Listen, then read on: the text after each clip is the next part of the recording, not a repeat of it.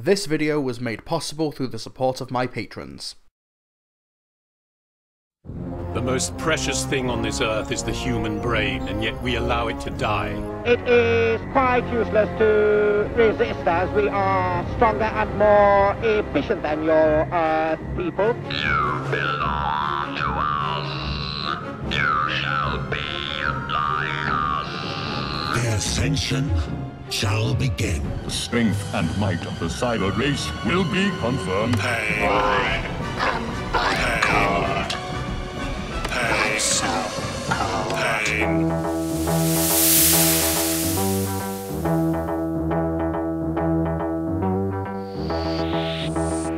It's October 1966. Doctor Who has been on the air for almost 3 years, and Season 4 is now well underway.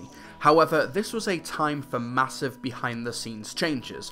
Due to poor health, William Hartnell, the first Doctor, was retiring from the role to be replaced by the great Patrick Troughton. However, he wasn't the only change in production, as earlier that year, scientist Kit Pedler from the University of London was brought on as Doctor Who's unofficial scientific advisor to renew the show in light of dwindling ratings in recent months.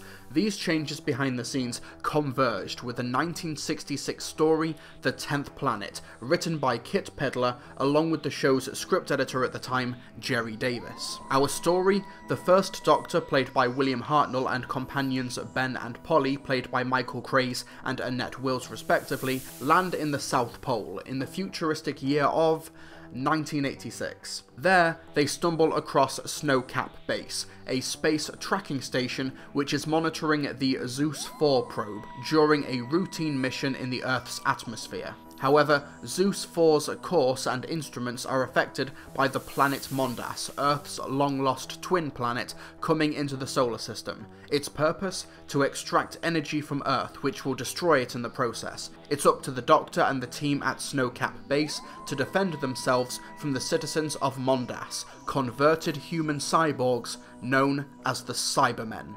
Now before we begin, whilst parts 1, 2 and 3 of this serial still exist and are available to watch, part 4 is lost, with the exception of a handful of off-air clips and, thankfully, the regeneration ending, which was saved because it was in Blue Peter's possession as they used it for one of their episodes. Part 4 was animated on top of fan audio recordings by the company Planet 55, and that's the version that I watched for this review. When watching The 10th Planet, it immediately brought me back to my childhood, watching episodes of Thunderbirds randomly, because the first few minutes of the story are entirely based around the overseeing of the Zeus 4 mission before things start going wrong in order to set up the characters and the setting. The 10th Planet does a great job at grounding its setting, letting the atmosphere and the work of its supporting cast drive the story forward. I guess that's what happens when you have a scientific advisor writing your story. It also endeavours to be a forward-thinking story, not just with its 1986 setting, establishing that missions to the moon are relatively routine in this future. Hey, but that'll explain the few people. Them computers must do all the work now. Yeah, I wonder if they've got to the moon yet. Sure, don't you listen to the news? You mean you have sent people to the moon? Yeah, an expedition just returned. But we also have the casting of Earl Cameron as Williams, one of the crew of the Zeus 4, and one of the first black actors in Doctor Who's history, though due to his skin colour, William Hartnell took issue with him on set, much to the alleged disapproval of his colleagues. Considering how angry certain corners of the fandom get in 2020 whenever there's a black actor in the programme, The 10th Planet 54 years ago does, depressingly, read as ahead of its time. Incidentally, Earl Cameron is really good in this role. He has a real dignity about his performance, as short-lived as it is. Anyway, while the rest of the crew of the Snowcap Base are a bit cliché and what you'd expect from a base under siege story of this type, they do get some nice moments of humanity and humour thrown in there. Not only do we get this great introductory shot of Private Tito, played by Shane Shelton, with his quarters being surrounded by pin-up model printouts, but we also have this funny reaction. Hey, Tito, would you come over here? Oh, what is it? Come over here, quick! I can see people! Sure. Lots of people. And there's a woman! A woman. A woman? Hey! Come on. Hey! Mamma mia, bellissima! We've got a large cast in the 10th planet, and while not many of them are all fleshed out, the diversity and different geographical backgrounds like British, Italian, American and more makes them a great counterpoint to the homogeneous Cybermen, who are all uniform, their backgrounds and defining attributes and former humanity stripped away. That's what makes their initial appearance here so impactful. When contrasted with the Snowcap base crew, the Cybermen are thematically terrifying and unnerving, coupled with their striking original outfits by costume designer Sandra Reed. Their first appearance at the end of episode 1, when their spaceship lands near the base in the South Pole and they emerge from the snowstorm and just effortlessly kill a group of men. It's one of those scenes that is so chilling with its black and white cinematography, it wouldn't nearly be as effective in colour. Let's talk about the Cybermen though. Apparently in the expanded media like the novelization written by Jerry Davis and even Big Finish Productions, these Cybermen have names, but because it's not in the episode itself, I will be ignoring that aspect of them. But there's a reason the Cybermen left such a lasting impact on audiences, despite only really featuring in 2 of the 4 episodes. Their design with the basic cloth faces and the still human hands are a constant reminder that these used to be humans like us, and that there's still some human remains underneath. And the cloth bandaging, it's like the skin under their faces is decomposing. Their handlebar head frames give them a very distinct silhouette, and Roy Skelton's sing-song voice, communicated by the Cybermen actors simply opening and closing their mouths, are unnerving, even to this day. We are called Cybermen. Cybermen? Yes, Cybermen. We were exactly like you once, but our cybernetic scientists realized that our race was getting weak. Weak? How? Our lifespan was getting shorter, so our scientists and doctors devised spare parts for our bodies until we could be almost completely replaced. But that means you're not like us. You're robots. Our brains are just like yours, except that certain weaknesses have been removed. Weaknesses? What weaknesses? You call them emotions, do you not? But that's terrible. You mean you wouldn't care about someone in pain? There would be no need. We do not feel pain. Confession time. This is the first time I've ever watched this serial from beginning to end, but I'd obviously seen production stills and low quality online videos containing these Cybermen. But it wasn't until watching the story in its completion on DVD that I noticed you can distinctly see eyes in the holes of the Cybermen's heads.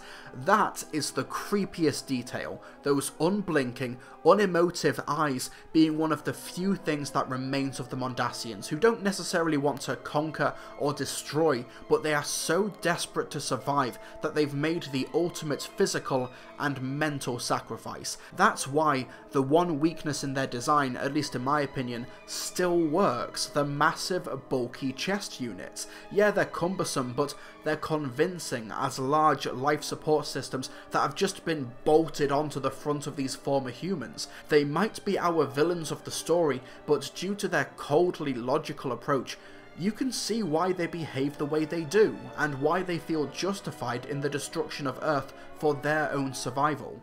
We must get them back. Well, There is really no point. They could never reach Earth now. But don't you care? Care? No, why should I care? Because they're people and they're going to die. I do not understand you. There are people dying all over your world, yet you do not care about them. The Cybermen are completely compelling to watch. It not only makes me wish that they featured even more in this story, but that this was a more fleshed out story generally. Yeah, despite how terrific the antagonists are and some great moments from the dialogue and the cast, the 10th Planet is a story with a lot of unfulfilled potential. So Mondas is Earth's twin planet, but it's losing energy. How a planet runs out of energy, or what even the type of energy is, it's just never explained. But because Mondas has the ability to absorb too much energy from Earth and completely blow itself up, it means that our protagonists spend 2 episodes just running down the clock until Mondas destroys itself. Literally, this plot point is established halfway through the story. The characters know what they have to do. It's not like in the War of the Worlds where it's a twist ending where the Martians died through some unforeseen circumstances. No, they know halfway through the 10th planet that this is how it's going to happen. We also never see any sort of threat or tangible result on Earth's perspective by Mondas absorbing its energy. There's talk of the Doctor and Polly being taken back to Mondas to be converted, but we don't see anything like that happen to them or the rest of the cast, which is a shame because maybe converting a supporting cast member would be a great way to raise and establish the stakes. And we also get this last minute Cyberman weakness. Radiation. What type of radiation? Why are the Cybermen weak to it? For a story written by a scientific advisor, these ideas and terms are oddly imprecise and broad. A lot of conflict in the 10th planet comes not from the Cybermen, but from General Cutler, who wants to destroy Mondas with a bomb that the crew literally just have lying around. Once again, really imprecise storytelling here. And his motive is that his son has volunteered for the Zeus 4 rescue mission, called Zeus 5. Yeah, his emotional selfishness contrasts well with the Cybermen's logical selfishness, but you've seen this arc 1,000 times before, and I think they really could have gone a lot further with it and pushed the character in more interesting directions. And while the story is trying to be forward-thinking and progressive, Snowcap Base is entirely run by men, and even when Polly offers to help do something, all she does is make the coffee. Can I stay and help? What do you think you could do? Well, I could make some coffee or something. Oh, all right, I suppose we could do with some. How do you like your coffee? Oh, as it comes. I'm trying to get in touch with General Cutler's son. Look, you just keep your mind on making coffee, will you? All the while, Ben, the real hero of the story to be honest, does all of the work in parts 3 and 4. Yet you'll notice that I've not mentioned the Doctor much in this review, and that's because, well, he doesn't do much, and this is where we get to the unfortunate elephant in the room here. When filming was about to begin for episode 3, Hartnell just collapsed and had to take the week off, so he sent a telegram to the production apologising for the absence, and part 3 was rewritten so that the Doctor would collapse at the start of the episode for unexplained reasons, and other cast members would take his dialogue. But there is another way. To wait. I don't follow. But the Doctor said that it's not only Earth that's in danger, but Mondas itself is in far greater danger. Otherwise, why would they bother coming here? And just how does he figure that out? It's draining energy from the Earth, isn't it? Yes, but he said eventually it would absorb too much energy and burn itself out, or shrivel up to nothing. This also means that, ironically, the last surviving First Doctor episode, Part 3 of the 10th Planet, doesn't have William Hartnell in it. In retrospect, fans can chalk up the Doctor's collapse to his body deteriorating, getting ready to regenerate, but the Doctor, he didn't really do much in the lead up to episode 3 either. Yeah, he gets funny interactions early on. We don't intend you any harm, General, I can assure you of that. You can assure me of what you like, but whether I'll believe you or not is another question. Well, I haven't got time to deal with these now. But when I do, you'd better have a good explanation. I don't like your tone, sir. And I don't like your face, nor your hair. Sergeant, bring him into tracking and put him under guard in the observation room. And his now iconic dialogue with the Cybermen in part 2. We cannot live with you. You're different. You've got no feelings. Feelings? I do not understand that word. Emotions, love, pride, hate, fear. Have you no emotions, sir? But on a structural level, you can see the writers trying very, very hard to involve the Doctor without making him essential to the story. For example, the Doctor seems to already know about Mondas and its capabilities, so he tries to warn the base crew. However, the crew ignoring his warnings doesn't do anything to change the outcome. It's not like, with a modern example, UNIT ignoring the 10th Doctor's warnings in the Poison Sky getting innocent soldiers killed. No, Mondas is coming whether the humans ignore the Doctor or not. And when the Doctor does turn up again, fully recovered in part 4, what's meant to be a heroic entrance is undercut by the fact that the First Doctor hasn't really done anything in his final serial. Your Cyberman friends may have a chance of life, but not you, Sarah. Nor that old man. Now go get him up here. But he's ill. He's gonna get worse. Get him up! No need. Let him here. Doctor, you all right? Yes. Your plan is foiled, sir. You cannot fire the rocket. So, we meet at last, whoever you are. Still, the Doctor's closing moments are effective, though I feel that might be because when watching Hartnell's final moments as the Doctor, as he puts on his cloak and scarf to go back to the TARDIS, I don't see the First Doctor's last journey to his ship. I see an exhausted Hartnell, who literally 1 week ago was too ill to go on. He collapsed, forcing himself over the finish line that he'd been dreading for a long time. What's the matter with the Doctor? I don't know. When the lights went out, he just seemed to faint. Hey, come on, Doctor. Wakey, wakey. It's all over now.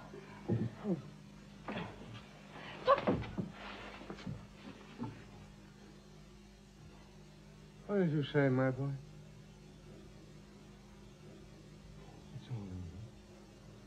It's all over. That's what you said. No. But it isn't all over. It's far from being all over. But before we get to that ending, let's talk about the production. We've already talked about how great the Cybermen are, but the 10th Planet is, top to bottom, a brilliant looking story. We've got this really great and ambitious set that makes up Snowcap Base. The South Pole looks terrific on the surface. The scenes in the Zeus 4 are appropriately claustrophobic and convincing, and the editing really comes together to make the cliffhanger that ends Part 3 one of the most nail-biting, edge-of-your-seat endings that I've ever seen in Doctor Who. I'm surprised at how much this ending blew my socks off. The escalation as the humans start launch procedures on their Z-bomb to destroy Mondas, potentially causing massive damage to Earth in the process, is a feat of 1960s studio editing. Director Derek Martinus did some brilliant work in Doctor Who, but I think the 10th Planet is his best looking story, even if some of his direction seems a bit too dynamic for its own good. Like, look at this random Cyberman crotch shot. Who thought this was a good pose for this emotionless creature to strike? Oh, and is this where Russell T Davies got the newsreader idea from in Army of Ghosts 40 years later? Jodrell Bank England says the planet is approaching Earth, but there is absolutely no cause for alarm.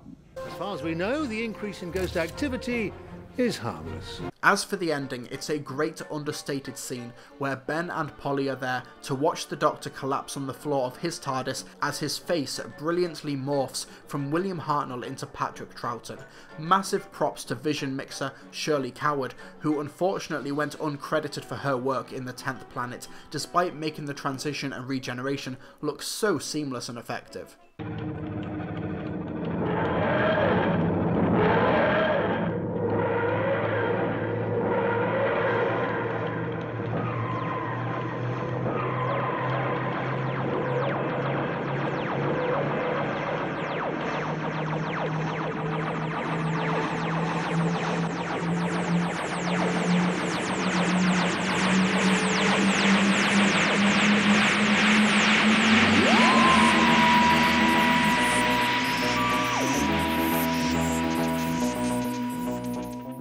Overall though, when reviewing and looking back on the 10th Planet, I think if you remove the Cybermen and remove the regeneration, what are you left with? An average base Under Siege story that would work as a template for future, better Patrick Troughton stories of its format.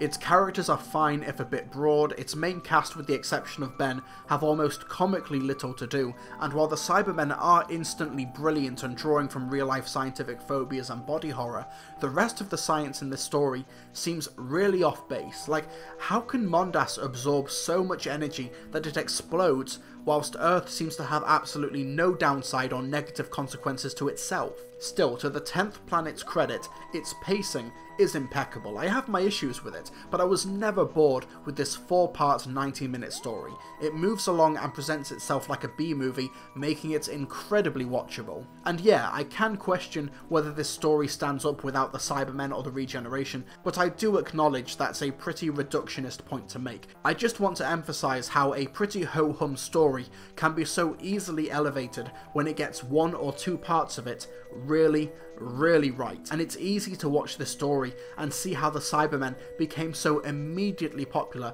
amongst audiences, and how the showrunners thought that they might have a new rival to the Daleks on their hands in terms of popularity. But would the success of the Cybermen continue in their follow-up story? Join me tomorrow on Cybersember to find out.